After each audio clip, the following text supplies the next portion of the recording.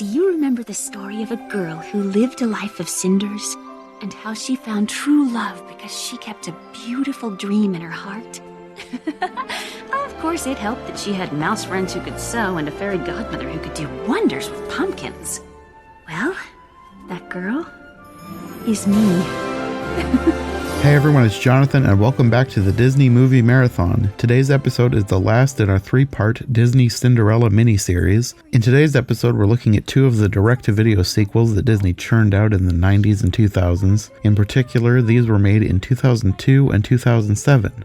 Of course, joining me once again are Rachel Wagner and Eli Sanza, and we're going to get started with Cinderella II, Dreams Come True, and then move right into Cinderella III, A Twist in Time. Okay. Cinderella 2, Dreams Come True. People had told me that this was not a good movie. It was not a good movie. Oh, yeah. I feel like this is what people think that Barbie movies are. And I've seen Barbie movies. You. They're like heads and shoulders above whatever this was. Yeah, not even close. This is terrible. The music was so forced. The animation was by Walt Disney Television Animation, so it was basically television grade. It was not a good successor to the original Cinderella. You could tell that they were trying, but they didn't try hard enough. It was very cheap. Especially the whole Jacques becomes human. That is just painful. This basically felt like 3 episodes of a Cinderella TV show that wasn't very good. Yeah, that's what it felt. I hate it. It was not a real movie. It was just 3 segments in one, which I always hate when they do that because it feels like a cheat. But yeah, that happens several times in like Disney movies. But I wouldn't have minded that as much if I were entertained a little bit more by those 3 segments. One was about Cinderella, learning to live in the castle. The other was about Jack turning into a human, and the other was about Drizella. I can't remember which one's which, Anastasia or Drizella. Anastasia falling in love with the local baker in the village, and those were all of those 3 things could have been interesting premises, but they didn't do a lot with them. They were just bland. Mm-hmm. Yeah, they didn't give enough time to any of the stories. And even if they had, the only one that I would have been slightly interested in is the last one. The other 2 stories were just so boring. They were almost the same story with the change that Jacques became human. Basically, Cinderella is now in charge of all the parties. She's got to put on a party in all these episodes. And that's all that she's good for now, I guess. Yeah, that's her big thing, evidently. And I also have questions about the narrative thread that ties these together. Does the fairy godmother now live in the castle? Because the whole premise of this movie is that she and mice are telling each other stories about Cinderella. So did she just move in? I don't know. I don't think she needs to move in because she can teleport. So she shouldn't move in. But maybe she did. Who knows?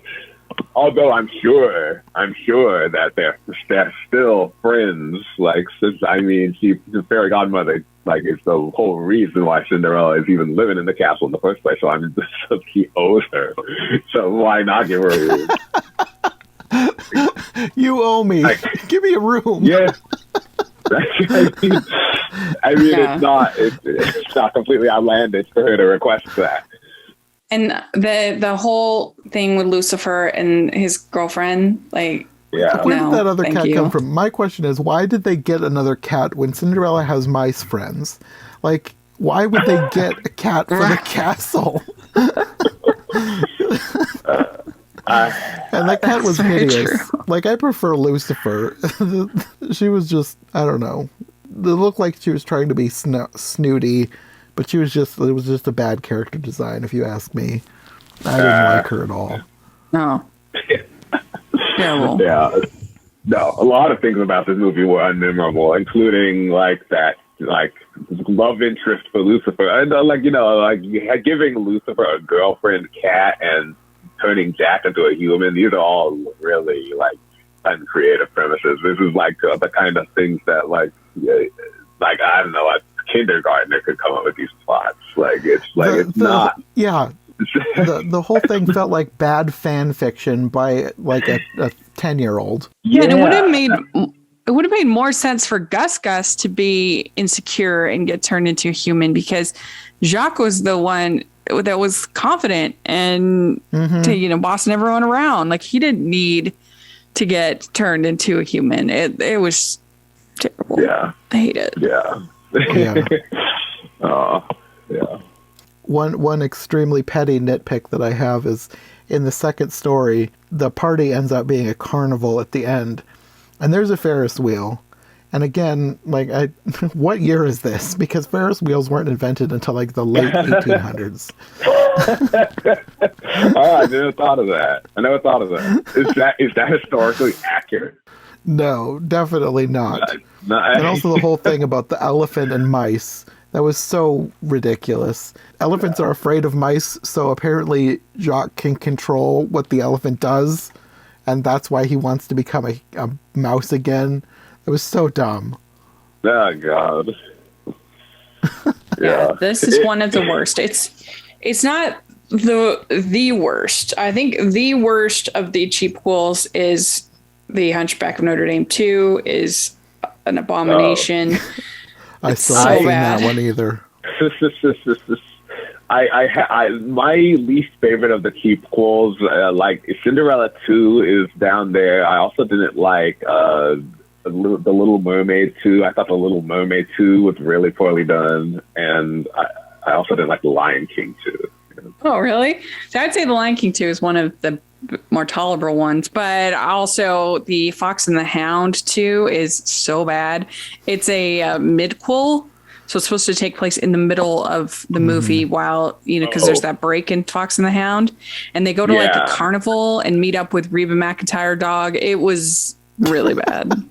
Exactly. I haven't seen the Fox and the Hound 2 yet, but I heard people talking about it. The premise sounds really weird, and it sounds like it has like nothing to do with the Fox and the Hound. It's like, why are we? Is some Reba McEntire dog? You said, yeah. That's a completely different. Yeah, it's nothing. Yeah, completely different from the plot of the original movie. It was just like a drama about two friends who become enemies. Yeah, Pocahontas 2, I'm not a fan of. I didn't like Milan 2. I don't like that one. We'll talk about Cinderella 3. That one is actually pretty decent. Actually, the Bambi 2 isn't that bad. It's better than you'd think. But most of them, most of these cheapquels are just so bad. Cinderella 2 is definitely one of the worst. Mm-hmm. Well, let's talk about the cast of this, because I was surprised at how many good voice actors were in this, and I didn't really like a lot of their performances, even though, like, they're good actors. I've heard them in much better things. I mean, they can't save it. If it's a terrible story, what can they do? Yeah. You have Jennifer Hale as Cinderella, Rob Paulson as Jacques, but he's also the Duke. It doesn't say that, but I'm 99.9% sure he's also the Duke. Yeah, it says on the Wikipedia, he's actually a ton of the characters. He's Jacques, Grand Duke, the baker, Sir Hugh, and Bert, and the flower vendor. Yeah, he's all over the place. And he's a good actor, so I can't fault them for using him to as much as they could. But they had Russi Taylor doing a bunch of voices in this. Yeah, and she's the fairy godmother. Who I love. And Tress MacNeille as Anastasia. And I love Tress MacNeille, but every time Anastasia talked, it was like, that's not Anastasia, that's Tress MacNeille. Yeah. That's the problem, yeah. Like, Tress MacNeille is totally easy for me to spot. So, like, every time she's in a role, I kind of, like, no offense to her, but I kind of like, oh, I got her again. It's like this. It takes me out of it sometimes. But like, she's not bad though. Yeah. You also have Suzanne Blakesley, who I wasn't as familiar with. She's the stepmother. I guess she's played Cruella in some of the 101 Dalmatians extra things. But I will say, I didn't think she was that great in Cinderella II. She was a lot closer to what she should have sounded like in Cinderella III. So she must have done some vocal exercises or something practicing. Yeah. She sounded so much closer to the stepmother in 3 than 2. That's one of the many things about Cinderella 3 that's better than Cinderella 2. Yeah. I think in Cinderella 3, even though the cast is the same, everybody did so much better in Cinderella 3 than they did in 2. I don't know. Maybe you can tell me this because I don't remember, but did Cinderella 3 have a different director than the director from Cinderella 2? I'm not sure. I didn't look up who the director was, but let me check here. If it's a different director, it might just be something as simple as the fact that they had a better director, and so he did a better job directing the voice actors, and so maybe that's why she sounded different. Yes, different director. This feels like they actually tried in Cinderella 3. They actually had a story. They actually have some action. Yeah. They have, yeah. Mm-hmm. So, and importantly, it wasn't 3 stories in one. It was just one story. Yes, that also helps a lot. Yeah. I think the thing that surprised me the most with both of these is who played the prince.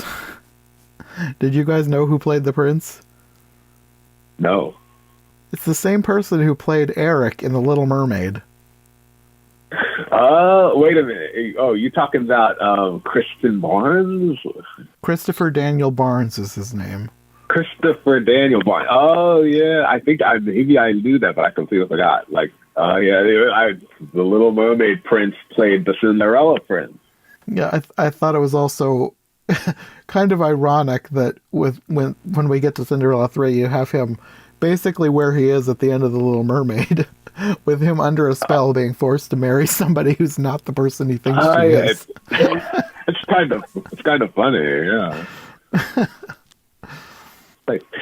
Same exact thing. We talk about the third one, the Cinderella 3? Well, first I want to talk about the last segment of Cinderella 2 because it's the one with the most substance, and even though it feels sort of like they retcon it with Cinderella 3, it sort of builds something that Cinderella 3 takes and runs with, which is having Anastasia be a sympathetic character. So in Cinderella 2, they basically give her a love interest and have Cinderella give her a makeover and tell her how to be a better person. And it was a very weird story. It didn't make a whole lot of sense why Cinderella would be doing this, apart from the fact that Cinderella is just a naturally kind person. I guess that's where they got the idea from. But like I said, I am kind of a sucker for a villain redemption story, so I did kind of enjoy that they were trying to redeem her. Yeah. But they didn't do it in such a way that it was super memorable and amazing. It was just, yeah, okay, that was something that happened. Yeah. But it did give them something to build off of when they moved on to Cinderella 3. I do appreciate a little bit of creativity there, because it's when they decided to make Cinderella 2, they didn't just think, oh, well, they can't make Anastasia ally because he's the villain. He has to be the villain. They decided to just do something a little adventurous and make her kind of sympathetic towards Cinderella and have her sort of be a semi-ally. And they sort of played with that a little bit, and I thought that was interesting.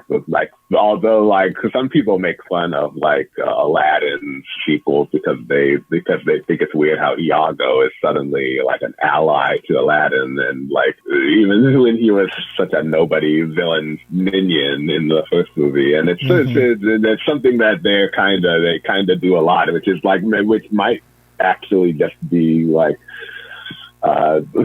lack of creativity. Who knows? We need more characters. Let's turn the villain into a good guy. That'll be what we do. And but if it's done well, then it's fine. I don't mind that. Although villain redemption stories for me can be tricky to pull off sometimes. Yeah, and I don't think they did that great of a job in this one because it kind of sort of comes out of nowhere. Even though they do spend the most time with this story and they flesh her out more than they would have, or more than they did with any of the other extra characters in the other stories, it still feels very short and like they should have given it more time and made it make more sense that Cinderella's all of a sudden on her side, being basically a sister to her and giving her a makeover. And yeah. I mean, it was fine. It was the most fine part of the whole movie, but it didn't rescue the movie in any way for me. Well, I do agree with you that was probably even though it wasn't that great, I do agree it was probably the best segment of the three. Mm-hmm. Well, then moving on to Cinderella 3, for me at least, begs the question of, like, what time period is this? Because when we get to Cinderella 3, it's their 1-year anniversary. So what time period was Cinderella 2 supposed to be taking place in? Because they're 3 completely different stories taking place in different times, but like Anastasia at the beginning of 3 is back to how she was in the first one.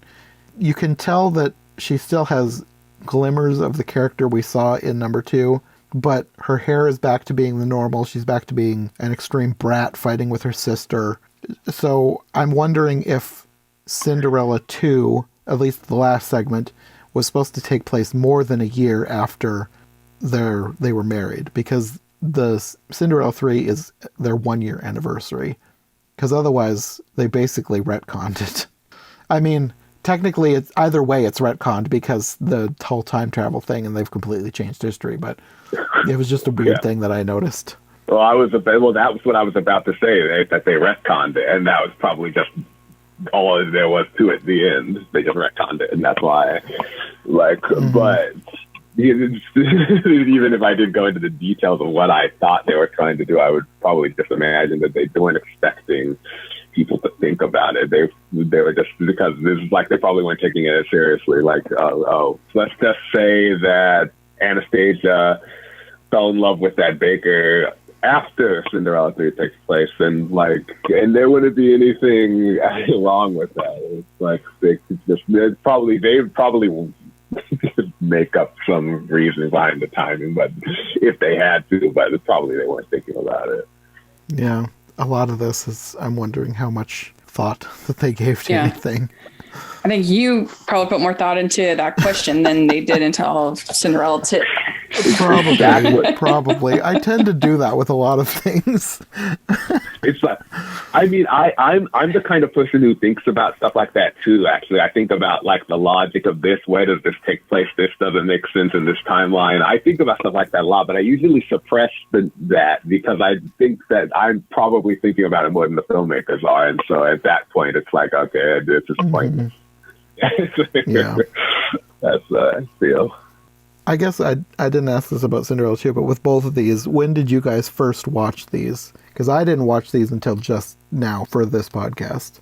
I can't remember. I think it might have been my second canon watch that I was doing for my channel.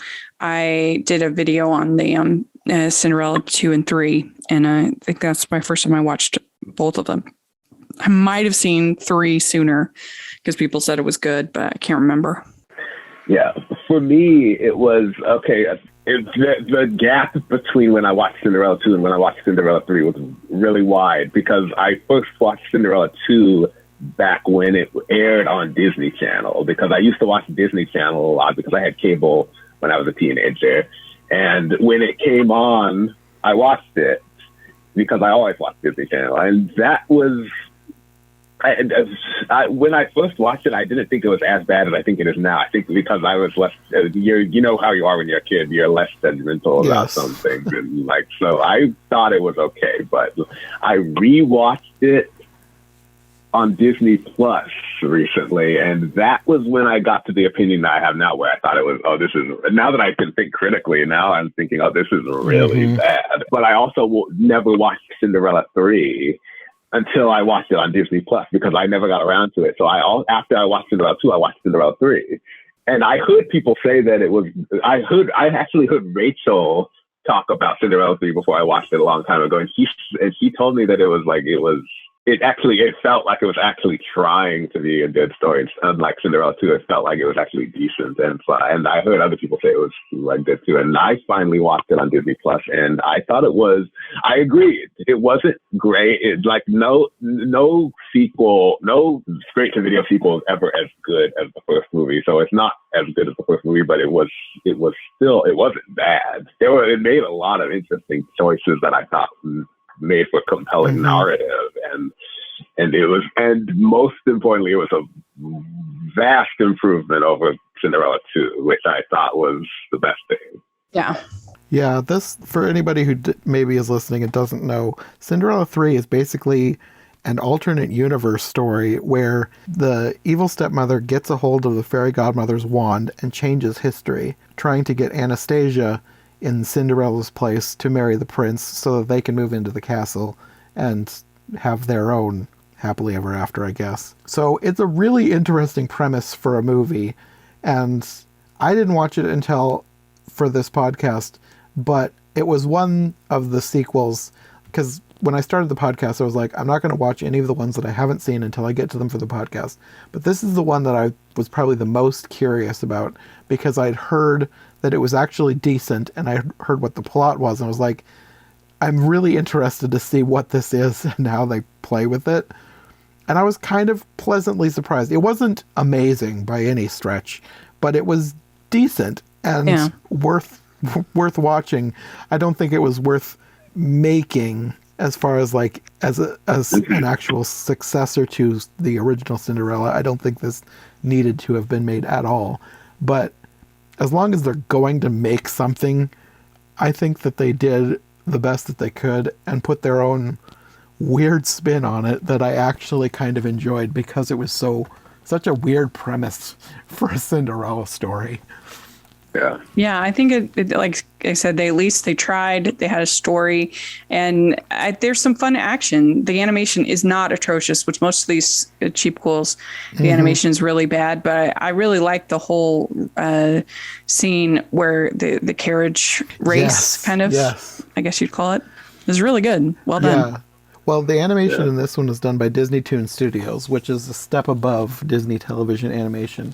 Because Disney Toon Studios is the one, they're like behind the Goofy movie, and the other higher quality, like the top tier Disney animation studio, they're like, they're the ones who get the less important ones, I guess, the ones that aren't going to be like the Disney canon movies. So it was already way better than Cinderella 2 from that perspective. You could tell from the very beginning that they had a much better animation budget, because the animation was very good. Yeah, that's true. And one of the things that I notice about when we're talking about Cinderella 2 and Cinderella 3 is that like Cinderella 2 and Cinderella 3 really like runs the full range of what most straight-to-video Disney sequels are like, because Cinderella 2 is one of the worst ones and Cinderella 3 is one of the best. So you can pretty much you can pretty much measure all of them against those two movies, and it's pretty much in one of those or in between is what the quality is like. So if you really want to get an idea of what most of them are like, you can just watch those two movies. Is this sequel a Cinderella 2 or a Cinderella 3? Yeah, where on that scale? Yeah. Yeah. If somebody asks you, if somebody asks you about the Hunchback of Notre Dame 2, and they say, is it a Cinderella 2 or is it a Cinderella 3? What's it like? That's a good question you can ask. I will say, even though I enjoyed a lot of it, that there was a lot of stuff in here that, like I was talking about, it's probably me being too picky, thinking too hard about things. But I have questions about how the magic works and why it worked in the way that it did. Because, well, for starters... Just the wand? Yeah, the wand, apparently, at the beginning it's established that you need to say bibbidi-bobbidi-boo for the wand to work. But then later on in the movie, people are just using it willy-nilly to do whatever they want. And then you also have the thing with the fairy godmother. When she comes looking for the wand, Anastasia accidentally turns her into a statue. However, after the stepmother gets a hold of the wand, she turns back time. So why didn't the fairy godmother get unstatued when she turned back time? And why couldn't she come and take the wand from her? Then I also have the question, in the first movie, it's established that the fairy godmother, while she does have all these fabulous powers, there is a limit to what this magic can do, and it can only last so long. So why didn't the magic... I mean, I guess that is a big question. The movie doesn't stretch over weeks and weeks and weeks, so maybe the magic would have worn off given enough time, but... It's not by midnight. Yeah, why didn't anything really come to an end? There was a couple of things that did seem to end by themselves, because at one point Lucifer is turned into that carriage driver. He spontaneously changes back for no reason after he falls in the water. And then if you watch through the credits, at the end of the movie, Drizella and the stepmother are turned into toads. If you watch through the credits, they turn back. They're like in their dungeon or whatever, or they're supposed to be sweeping up. They turn back into humans and they're wearing rags and they're like screaming. So that wore off for them.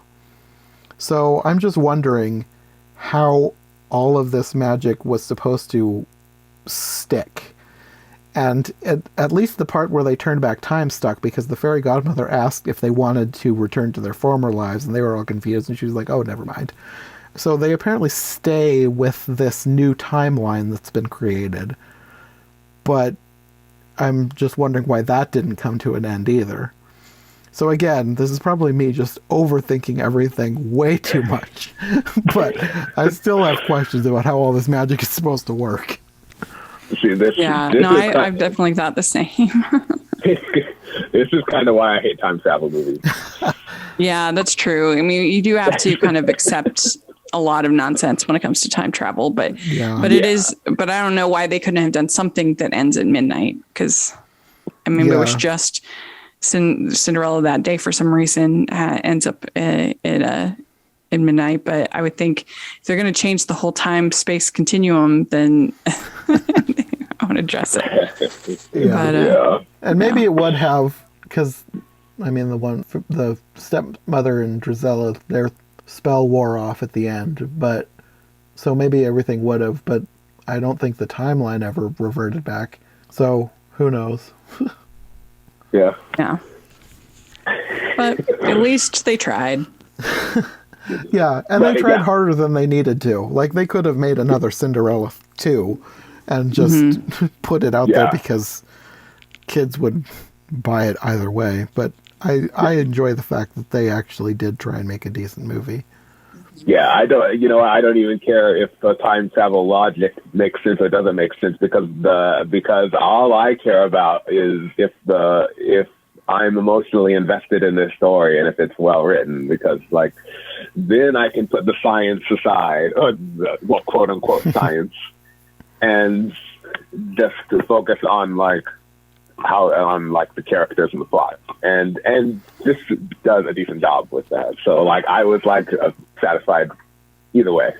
Yeah, and I think that's the same for me. And I think I was most invested in Anastasia, because like, I mean, you know where this is going. There's no way they're going to have Cinderella end up being banished out to sea or wherever she was being sent. Yeah. At the end of the movie. You know that's not going to stick. But I was curious about what they were going to do with Anastasia, because, like I said, with Cinderella II, her segment, even though it wasn't that great, it was still, for me, the best one. And I liked seeing her have that shift. And you could see throughout this movie, she looked conflicted every time the stepmother wanted to do a new thing with her. And by the end, when she basically turned her into Cinderella, I really liked that before Cinderella even had a chance to interrupt the wedding, she turned down the prince and said she didn't want to get married anymore. I liked that they had that arc, and they had the arc feel believable rather than, oh, she's good now. Like, they actually gave her a good, satisfying character arc. Yeah.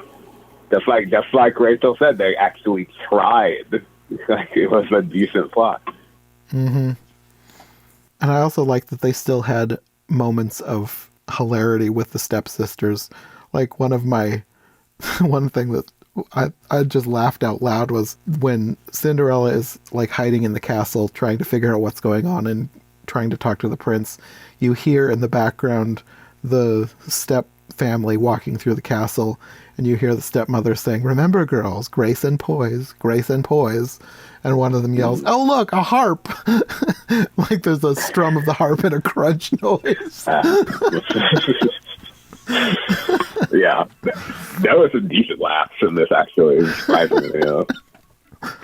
Yeah, there were a few moments like that in this. So the writing was definitely a step ahead of what they had before. Oh, yeah. Yeah, definitely. And that is a high compliment when you're talking about the straight-to-video movies. Yeah, Yeah. definitely. Yeah, I mean, and I think a lot of times people didn't even pay for these movies; they just came included, and Disney would try to make it sound like it was like a combo deal, like, "Oh, you're getting three movies for the price of one." Yeah, no, not so much. Yeah, they're like, I have a few of those. Like Atlantis, I think has Atlantis, and then whatever the sequel is to Atlantis, and I bought it for Atlantis. I have never watched the sequel, even though I own it because I got that. Yeah, and that's set. one of those ones that was the it's like 3 or 4 episodes of the TV show they were going to do. Yeah, those ones are bad thing. too. Yeah, they did that combo movie thing. They did that with Fantasia and Fantasia 2000, and at least Fantasia, and they also did that with The Rescuers and The Rescuers Down Under too. But at least, well, those are different too, though, because those are actually good. I think they're good. I don't know how Rachel feels about Fantasia 2000 and Rescuers Down Under, but I thought those movies were actually good, at least, and they helped. They were actually theatrically released. I actually prefer Down Under to the original. I'm not a big fan of the original Rescuers. Right? So. Yeah, I remember. And they were actually made by the studio as well. And that's one thing that sets them above the others, because you don't have like Disney Television Animation or Disney Toon Studios or some lesser studio working on these. The actual Disney Animation Studio made those. Yeah, it's not great when you package in the Disney Television Animation movie with the main canon, because then it's just like, oh, yeah, now I have to compare them, and now it's going to look even worse now. Yeah. Yeah. I think we covered it. Cinderella 3. Yeah, that's probably about the end of it. I wanted to point out though too, at the very end when the credits are rolling, even though they seem to have retconned Cinderella 2, you have a picture of Anastasia with the baker at the end of Cinderella 3. Oh, yeah. Oh, is there? I didn't even notice that. Yeah, during the credits, if you watch through the credits, there's a picture of her with the baker. I like how they did a callback to that. Yeah. So maybe even though history has been changed, she'll still eventually meet him and fall in love with him. They're destined for each other. Right. Hopefully they made a good couple. Fingers crossed. But yeah, that's the sequels to Cinderella. Yeah. Always fun to talk. Sometimes you get more out of talking about bad movies than talking about good movies. Yes. No, I've found that to be true. Sometimes it's true. Yeah. Making the podcast is always much more fun. Yeah. Sometimes it's therapeutic to talk about the bad movies after you watch them. Yes. Oh my God, did you hate that as much as I did? Pretty much, yeah. It's always, at least for me, it makes it worth it. Worth having sat through this terrible movie to make a fun podcast with somebody. Yeah. Well, thanks for having me on. It's always fun to talk Cinderella. Yeah, thanks for joining me. These were fun episodes. Yes. Thank you for inviting me. I always love talking to Rachel and Jonathan. Yeah, you too. It's always fun to do these. You guys want to let people know where they can find you if they want more from you in the future? Rachel? Yeah, you can find me at Rachel's Reviews, all over social media, iTunes, YouTube, and on Rotten Tomatoes. So check that out. And Eli? Yeah, you can find me mostly on Twitter. I'm at eJunkie2014, and I also have a blog called Entertainment Junkie Blog, and the website is ejunkie.blog.com, where I go more in depth about the history of entertainment. Okay. We will probably see you again in the future. We don't have any immediate plans, but I'm sure you'll be back for more in the future. So until then. Thanks. Bye. Thanks for listening to this episode of the Disney Movie Marathon. If you like what you've heard, make sure to subscribe on your preferred podcast platform or to the iHeart Movies YouTube channel. Make sure to follow my co-hosts as well. Any relevant links will be in the description for easy access. We'll be back soon with another brand new episode, so thanks for listening, and we'll see you next time.